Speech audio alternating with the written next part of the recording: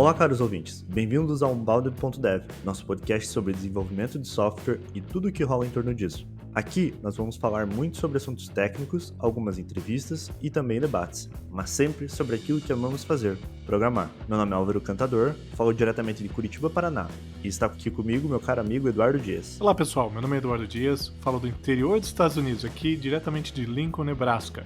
Vocês encontram mais informações sobre a gente em nossos LinkedIns, links no post. Em todo episódio nós temos os recadinhos da paróquia e gostaríamos de lembrar a todos que estamos em várias plataformas de podcasts, incluindo o Spotify, o iTunes, que é o Apple Podcast, temos também o Google Podcast e também no YouTube, que não é uma plataforma de podcast em si, mas estamos lá, marcando presença. Então se inscreva nesses canais, nesses dispositivos, nesses aplicativos, para receber os nossos episódios assim que saírem. Também não se esqueça de mandar um feedback pra gente, tanto pelo site, pelo LinkedIn, ou também pelo e-mail team@unbounded.dev. Esse é mais um episódio da série sobre o livro Beyond 12 Factors. Nessa série, a gente resume todas as práticas descritas no livro, que vai além dos tradicionais 12 Factors. Para aqueles que conhecem, para aqueles que não acessaram, tem o link no nosso site. Nós comentamos cada fator, seus benefícios, seus desafios e sempre também compartilhando as nossas experiências. Aquilo que não está nos livros, como a gente sempre diz. Então, se você é dev, está desenvolvendo algum software as a service ou simplesmente usa serviços em nuvem, ouça os episódios anteriores, todos disponíveis no site unbounded.dev ou no seu aplicativo de podcast favorito.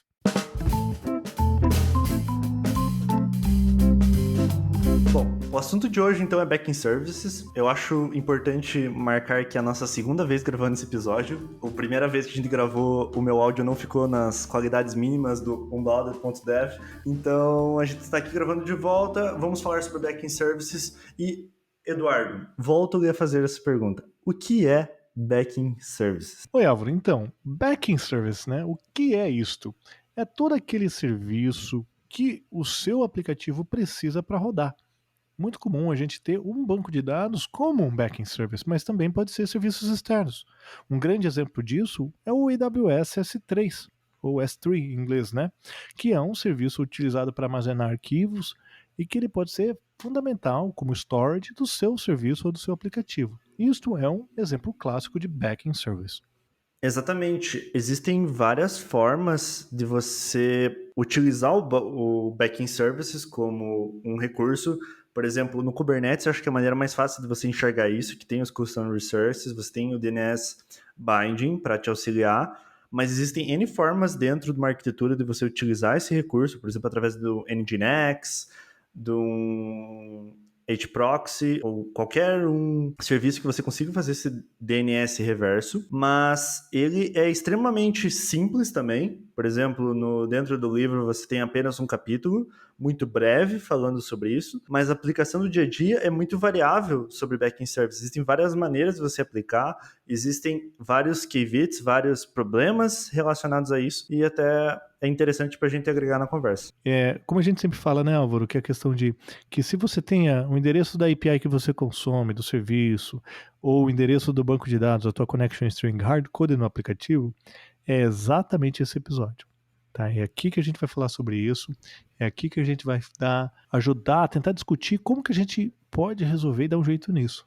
A gente até colocou aqui na nossa pauta, né, Álvaro, a questão de que se você, para mudar o endereço de uma dependência, de um backend service que o teu aplicativo tem, você tem que publicar ele de novo, você tem que modificar o código, não necessariamente somente publicar, né? Porque você pode publicar de novo através de configuração, mas se você tem que modificar o código para fazer isso, a gente tem que sentar e conversar. Então vamos lá, vamos falar sobre o que pode ser feito nessa hora, quais são os problemas, né? E quais são as soluções que a gente pode encontrar quando a gente está lidando com o backend service. Um grande medo que é recorrente quando você não está usando backend services é de quando você tem uma connection string nova, quando você tem que mudar algum endereço, isso acaba aparecendo. Esse é um smell que toda arquitetura está precisando de backend services, ou até ouvir os nossos episódios passados, que tem algumas dicas que a gente vai falar mais no final do episódio, sobre o backend services ser mais uma camada de resiliência das N camadas num aplicativo em nuvem, mas se você tem esse problema, isso provavelmente backend services pode te ajudar.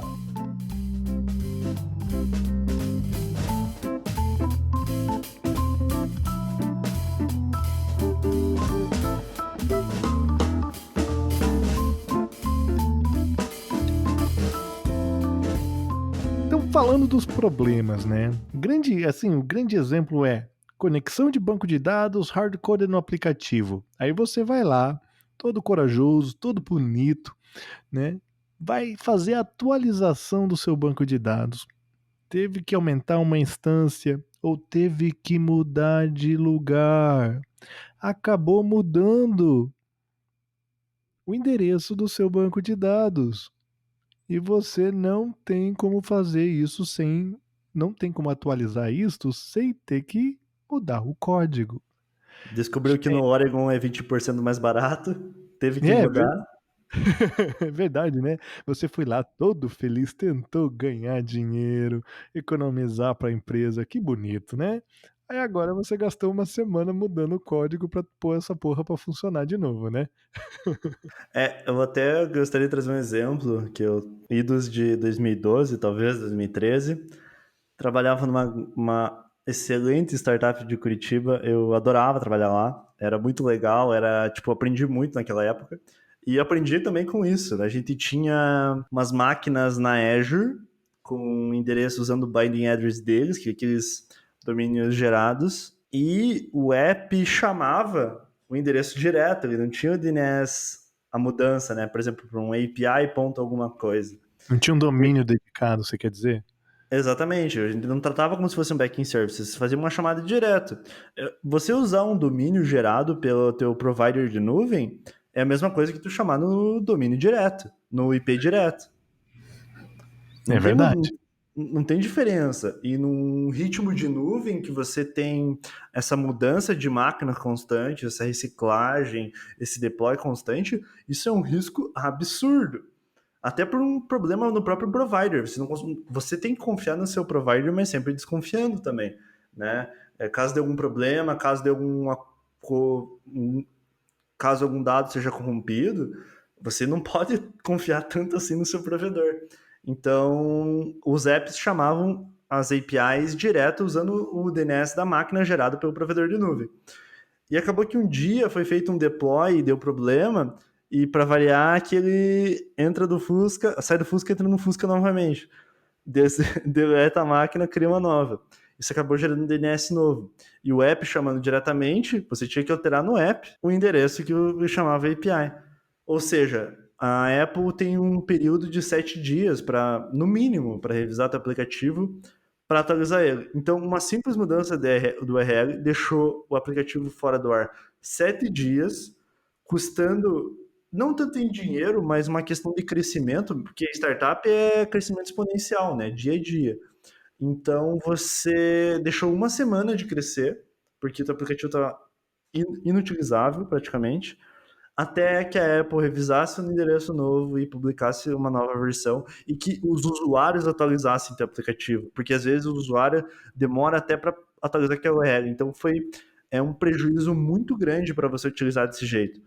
E eu pelo menos aprendi a duras penas no começo do uso de cloud. Não, é muito interessante. Mesmo que exemplo bom, né, Álvaro? Que exemplo, assim, real. Eu acho que eu acho que todos nós, de uma forma ou de outra, vamos dizer assim, entendemos o que passou aí. E isso acontece, mas mas muito frequente. E isso de vários, vamos dizer assim, com vários, umas doses diferentes de intensidade, mas acontece. E principalmente né, de uma forma internamente. Principalmente de uma forma interna, né? Mesmo que você tenha lá o seu domínio dedicado, você acabou fazendo um hard-coded, isso ajuda a minimizar? Ajuda. Porém, não necessariamente resolve. Então, dependendo de onde você está, você tem uma série de ferramentas a mais para lidar com uma situação como essa. Então, a gente falou que binding, né, address diretamente, né, tendo o IP address, tendo o endereço de IP, ou tendo o DNS gerado, pode criar uma dependência, pode criar um acoplamento com o teu backend service. Essa é a chave. Quão acoplado o seu aplicativo está com o backend service? Esse é o ponto crítico. Você tem que desacoplar o teu aplicativo, o teu microserviço do teu backend service, para que você possa conectá-los, configurá-los, possa substituir, possa crescer, né, fazer no caso de um cluster de banco de dados, de uma forma fácil, de uma forma gerenciável. Por isso que eu falo também das N formas de você aplicar esse conceito. Tanto você pode criar um custom resource dentro do Kubernetes, ou você pode utilizar o seu provedor de nuvem. Os principais, pelo menos, têm soluções voltadas a endereçamento de DNS, redirecionamentos a Amazon, a Azure, o Google Cloud Platform. Então, todos eles têm uma solução para isso. Então, é importante você dominar, pelo menos, em alguma dessas layers, esse fator. Você ter um porto seguro que aqui eu mando, aqui eu consigo dizer para onde vão as coisas. Então, em combinação ainda com os fatores que a gente mencionou anteriormente, nos episódios anteriores, você vai ver que essa questão, o seu deploy é muito mais seguro, não dá o frio na espinha de você publicar alguma coisa nova. Exatamente. E no Kubernetes em si, você tem várias alternativas. Então, se você estiver utilizando o Kubernetes, o que eu posso fazer? Álvaro, Eduardo, né? What the hell can I do? Né? Então, vamos lá. O que você pode estar fazendo aqui? Tem um exemplo muito fácil e legal para você utilizar, é a questão do External Service, né? O External Name. Então, o Kubernetes, por padrão, oferece o kubedns, que é um serviço de DNS que cria um domínio local para o teu serviço baseado nos nomes e na localização. Esse domínio, então, se você utilizar o serviço, um service do tipo external name, ele se torna um proxy reverso transparente, tá? Esse proxy reverso vai ter um nome dentro do seu cluster, vai ter um DNS dedicado, por exemplo, meu banco de dados.kubernetes.local, só que na verdade ele vai traduzir para o endereço do teu banco de dados na AWS ou no Google ou na Azure. Então essa tradução, esse redirecionamento, esse proxy, essa é uma forma de como você poderia fazer isso dentro do Kubernetes, por exemplo. E daí que vem a questão também da você utilizar arquivos de configuração ou variáveis de ambiente. Isso vai depender um pouco do teu contexto de DevOps, teu contexto de aplicação, mas o ponto principal é o quão importante, o quão flexível tem que ser isso. Por exemplo, se você tem que consumir alguma coisa que não é tão mainstream, um serviço mais complicado, que seja em IP direto, IPv6, por exemplo, às vezes tem que fazer alguma coisa híbrida entre sua rede local e a nuvem. Hoje em dia, esses cenários às vezes são até comuns, principalmente com a IoT, né? A IoT geralmente é uma rede interna de alguma coisa que tem os IPv6 geralmente se comunicam por fila, você não vai ter esse problema direto, mas eventualmente vai ter algum componente que possa ser chamado diretamente, e você tem que misturar com serviços de externos, de nuvem, serviços, às vezes, outros serviços internos rodando on-premise na sua empresa. Então, é aí que tá, você às vezes precisa de uma flexibilidade, variáveis de ambiente talvez sejam mais apropriadas na sua configuração, utilizando um manager, por exemplo, sei lá, no Kubernetes ou Terraform, mas às vezes o static ali já direto talvez funcione para você. É verdade, né? E para isso nós temos um episódio super lindão que você pode ouvir. Então, falando sobre configuração em si, tem um episódio sobre configuração. Vai lá, dá uma ouvida. Você vai entender o que o Alvo quer dizer com isso. E principalmente porque, que nem mencionei no começo, mas o backing services é mais uma camada de proteção. Eu gosto sempre de tomar o exemplo aviação. Você tem backups em todos os sistemas, em diferentes níveis e diferentes preocupações. Onde precisa ter backup, você tem backup, onde precisa, você não tem. Por exemplo, sei lá, o sistema dentro do avião, o sistema lá de multimídia. Por exemplo, assistir seu filme. Esse sistema provavelmente não precisa de backup. Você assistir um filme no seu voo não é algo tão importante. Mas, às vezes, ali uma questão de aviônica ou até mesmo de motor, que é fundamental para o funcionamento da aeronave, você vai ter N sistemas de backups redundantes e funcionando ao mesmo tempo até. Então, né, backup nesse sentido, você quer dizer redundância, né, Álvaro? É o failover, né? Aquela questão de, eu tenho um sistema alternativo para rodar. E isso é interessante porque, você comentando isso sobre aviação, eu tenho, como a pandemia afeta a vida de todo mundo, né? Eu tenho um amigo muito próximo meu, ele trabalhava na Panasonic. Incrível, galera. Panasonic desenvolve os sistemas de multimídia de muitas empresas de aviação, né? Ele, infelizmente, isso é mais uma notícia triste aí que está acontecendo. Ele e mais uma série de outros empregados foram mandados embora por causa da baixa demanda por tickets de voo, por voos, consequentemente por demandas de serviços nessa área. Então, eu sei que eu saí um pouco off track aqui no nosso episódio, mas é interessante o exemplo do Álvaro, que a gente nem tinha planejado isso, lembrou disso. Então, um abraço pro James aí, que já está empregado de novo, tá? Notícia boa, um grande gerente de projeto, mas como é interessante a dinâmica de mercado. A gente vai ter uma série de coisas falando sobre carreira também no futuro, então fica ligado nos nossos episódios, a gente vai ter muitos episódios legais falando sobre carreira e mercado. Bacana, agora vamos voltar ao assunto, porque o Eduardo saiu totalmente off track do episódio aqui, né? Se não sair, não é episódio do Unbounded Dev. Não, exato, olha o nome do podcast. Quando a gente fala de backend services, a gente falou bastante sobre a questão de resolução dos seus serviços, né? Como que você acha ele, como que você muda vamos dizer assim, o identificador da localização, o seu URI, né? O seu identificador, sua URL do seu serviço, o seu binding com o seu serviço. Mas a gente também não falou sobre a questão de dependência da carga. Quando a gente está falando de aplicativo e principalmente de sistemas de nativos de nuvem, Cloud Native Services, muito comum em microserviços, a gente está falando de grandes escalas, grandes volumes de requests, uma carga muito grande. Como que você trata isso com seus backend services? O seu banco de dados aguenta? O seu S3... o S3 é a Amazon, né? Os caras são parrudo, mas o seu backend service vai aguentar a carga que você está planejando para o seu serviço, para o seu aplicativo? Isso é uma questão muito importante para você colocar, porque muitas vezes a gente desenvolve, aí agora um pouco para arquitetura e design, a gente desenvolve um aplicativo pensando no business logic, numa API, mas essa série de episódios que nós estamos gravando mostra o como é importante você incluir esses requisitos não funcionais, essas características estruturais, infraestrutura, no seu design. Então, se o teu backend service não aguentar, o que você pode fazer? É aí que a gente vai para os nossos side notes aqui na nossa pauta, né, Álvaro? Como que você pode lidar com essa situação? Tolerância à falha é fundamental quando você tem, mesmo até quando você tem um sistema monolítico, tem um monolitão gigantesco, mas ele eventualmente vai chamar algum serviço externo. Ele vai chamar uma database, ele vai chamar uma API, ele vai integrar com alguma coisa, e você tem que saber e se falhar. Apesar de isso já ser, tipo, para desenvolvedores mais sênior, ser algo comum de você pensar, mas às vezes cenários, por exemplo, integrar com o Google. Quando você acha que o Google vai falhar?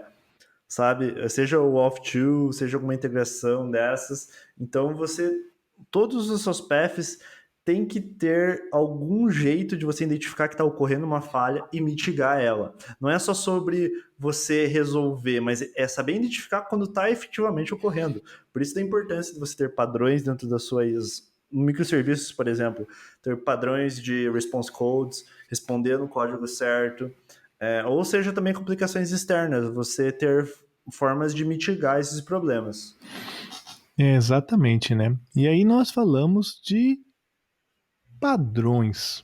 Falamos de circuit breaker, falamos de retry, de muitos outros que podem ajudar a mitigar, que coisa horrível, eu nem sei se existe essa palavra, mas a reduzir o impacto negativo em caso alguma coisa errada aconteça, né? E o Binding Address vem nesse sentido, na verdade não Binding Address, mas o Backend Services no geral, você considerar uma dependência como um Backend Service, porque você tem essa flexibilidade em todas as camadas. Você tem a flexibilidade na configuração, você tem a flexibilidade do Backend Services, depois às vezes tem uma flexibilidade no fallback, de colocar na tua chamada, caso dê errado, você tem uma resposta default ou algum tratamento para que ele não continue chamando aquele serviço com problemas e ele retorne para você um valor para não fazer um defeito em cascata, digamos assim. Então, é muito da forma que você consegue lidar com isso. Exato, né, Álvaro? E você comentou do fallback, me lembra muito do Hystrix, que é o framework da Netflix para questão de resiliência. É um framework fantástico e tem sido inspiração muito para muitos dos projetos que nós temos utilizados e desenvolvido, né? E é muito interessante que a questão de, quando a gente fala de circuit breaker, que a gente fala, beleza, estou chamando meu request controla se está falhando o meu aplicativo ou não e retorna. Ou o retry para tentar talvez uma transação caso o meu backend service não esteja disponível, né? Tudo isso, junto com o fallback, caso o grande exemplo que a gente até deu em outro episódio, de que caso você não consiga retornar os objetos, você tem algum objeto de fallback, um cache ou uma lista estática de objetos, né? O Netflix usa isso muito, e até vou repetir aqui, que é a questão de que se você abre o teu dashboard, você vê a lista dos top filmes para você assistir. Caso não tenha ou não conseguiu gerar esses top indicações para você, eles vão fazer um fallback para as indicações gerais, os mais assistidos. Caso esse não funciona, eles até brincam sempre, você vai ter os filmes do Avenger, porque no caso final, caso tudo deu errado, pelo menos a lista dos filmes do Avenger você vai ter lá no Netflix para assistir. Então é uma coisa nessa linha que é interessante. Como você trata o seu backend service? Se o teu banco de dados falhar, você vai fazer um retry, tá? Mas se fazer um get, você consegue fazer um fallback, que é o que o Álvaro comentou aqui. Tudo isso é muito importante de você considerar na hora que você lida com o seu backend service, quando você está trabalhando com backend services. Eu gosto sempre de mencionar que, às vezes, por exemplo, às vezes cria muito hype numa tecnologia que a Netflix usa, que o Google usa, que o Facebook usa, enfim, qualquer grande empresa e tech, que as pessoas têm que, não, tem que utilizar isso. Não necessariamente. O backend services, ele é para uma situação mais específica. E principalmente se você tiver microserviços. Independente da escala, se você tiver microserviços, o backend services é imprescindível. Mas, às vezes, tem contextos de que você precisa ter essa resiliência, você precisa ter esse cuidado, esse esmero em ter um SLA alto. Então, por exemplo, se você tem ali, está usando um Smell, eu acho que é muito grande quando se você está usando microserviços e está fazendo uma chamada direta ali, sei lá, usando o Axios, Axios.get alguma coisa, puro, o Axios by default, você está fazendo errado. E aí eu falo com propriedade, tá fazendo errado. Você tem que usar uma tática de fallback, por exemplo, retry, seja o circuit breaker, para você fazer um hash daquela chamada, ele vai identificar que vai abrir o circuito, para parar as chamadas para ali, vai dar um delay, vai acumular aquilo numa fila, talvez. Então, não pode. Então, as chamadas diretas geralmente tendem a ser problemáticas em sistemas muito distribuídos. Por exemplo, para o .NET, você tem o Poly, que é uma ótima biblioteca para você fazer essa questão de fault tolerance. E no Node.js você tem o próprio Axios, tem uns plugins para ele que você consegue adicionar tanto o retry quanto o circuit breaker, que são fault tolerance, tolerância falha, são recursos de tolerância falha que você utiliza no cliente. Tem recurso de tolerância falha de server e os do cliente. No caso, então, você para se proteger, por exemplo, com conteúdo externo, você consegue utilizar essas bibliotecas que já tem prontas. É só instalar e colocar, não tem segredo. Muitas vezes a gente diz, o serviço vai cuidar. Este é o grande fator. O que a gente está tentando dizer nesses minutos de podcast aqui, que nem sei, 30, 20 minutos de podcast que a gente está tendo aí, porque a edição final é sempre. O Álvaro faz mágica aqui, né? Ele pega 1h30 de conversa e converte em 15 minutos. Eu falei, nossa, a gente falou asneira, né? Mas voltando aqui pro episódio. A gente costuma achar que o pessoal, que o serviço que a gente depende vai cuidar dessa resiliência. Não, não, não, não. Este é a grande falha. Nós não podemos confiar nos nossos backend services da mesma forma como a gente tem a tendência de fazer, tá? É o trust but verify, é o confie, mas dá uma checada a mais para ver se funciona. Então é implementando padrões, design patterns de resiliência no nível do seu backend service. Isso são estratégias essenciais para que você aumente um elemento que é muito crítico, que a gente fala isso em todos os nossos episódios, que é a disponibilidade do seu aplicativo, tá? Um livro que eu gostaria de até mencionar, que é o Production Ready Microservices, que é fenomenal. É o livro da Susan Susan Fowler. Fowler, né? Susan Fowler. Eu não sabia se é Julian ou Susan Fowler. Tá. Então, um livro aqui que eu gostaria de recomendar que é muito bom e ele é essencial para todos querendo implementar uma estratégia, arquitetura de microserviços, é o Production Ready Microservices da Susan Fowler, tá? Pela Oriole. Ela é uma former SRE, Site Reliability Engineer do Uber, tá? Então participou do período de transformação em que o Uber estabeleceu times e reestruturou o esquema de microserviços dele, tá? E estão passando por constantes mudanças, mas esse é um livro que eu recomendo, que a gente recomenda aqui no nosso podcast, tá? E vocês vão conectar esses dots, esses pontos aí entre as questões que a gente tem falado, porque tudo isso que a gente tem falado é para aumentar a disponibilidade do seu serviço. Quer dizer que meu serviço tem que estar no ar, Eduardo? Não. Quer dizer que ele tem que ser confiável. Quer dizer que ele sabe lidar com o seu backend service. Quer dizer que em caso de emergência, você tem uma saída, tá? A gente sempre faz a chamada no nosso episódio sobre a questão de se mudar conexão do banco de dados te dá arrepio, esse episódio é para você, é exatamente por isso. É exatamente por isso a importância de você lidar com esses detalhes que não estão escritos no livro do Beyond 12 Factor, nem nos originais sobre backend services. Por isso que nós temos esse podcast, para falar para vocês que tem como lidar, tem como melhorar e tem como criar uma estrutura ou uma arquitetura super confiável, se você fizer com carinho, com cuidado e com detalhe. Ainda bem que não tá escrito no livro, assim a gente pode falar algo. Né? Inspiradíssimos hoje. Porra. Antes de terminar o episódio, eu queria aqui deixar uma recomendação, já que esse é um dos últimos fatores que a gente fala sobre tolerância à falha. Os outros vão acabar esbarrando nisso, mas não tão diretamente, sobre o quão backend service é direcionado a isso. E eu queria aqui deixar a recomendação de uma palestra, na verdade, do Fábio Akita. Ele tem lá no YouTube, é só procurar a palestra. Vai ter no nosso post também o link, se eu achar, é óbvio.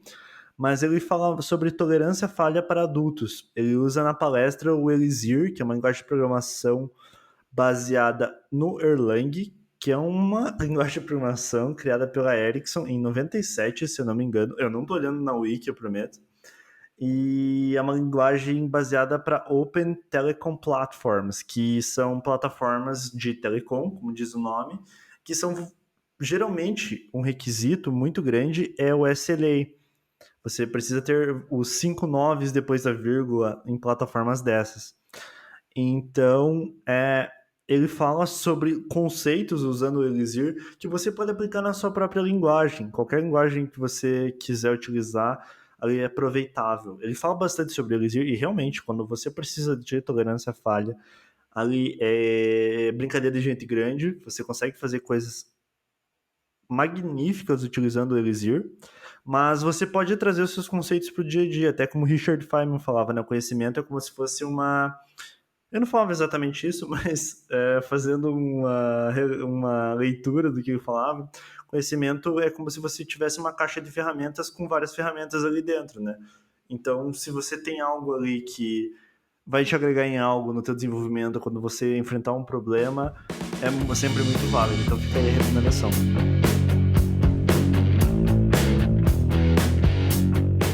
disso, né, Álvaro, que a gente vem conversando sobre a questão do backend services e de outros episódios, a questão de disponibilidade, a questão de como que você trata. Então, a gente tem trazido muita coisa que não estão nos livros, muita coisa que não estão nos artigos originais, porque acabamos vivenciando e muitos outros profissionais também vivenciaram. Então, se você estiver considerando microserviços, aplicações distribuídas, aplicativos nativos de nuvem, quando você fala de backend services, não é um bicho de 7 cabeças, mas tem com certeza alguns detalhes que você precisa prestar atenção, dar um pouco mais de carinho, né? Aqui nos Estados Unidos a gente fala muito de dar um pouco mais de TLC, Tender Loving Care, que é a questão de dar carinho, dar amor, dar atenção, porque sem o zelo vai falhar alguma coisa ali. Então eu acho que no geral é isso, né, Álvaro? Com certeza. Então fica aí as dicas. Vão ter links no post sobre todas as libraries, sobre os livros indicados aqui, até apresentações também. Então confira no nosso site, se você está ouvindo por algum aplicativo de podcast, vai ter tudo lá bonitinho, só acessar, consuma à vontade e mande também o feedback pra gente do que você achou, do que a gente falou.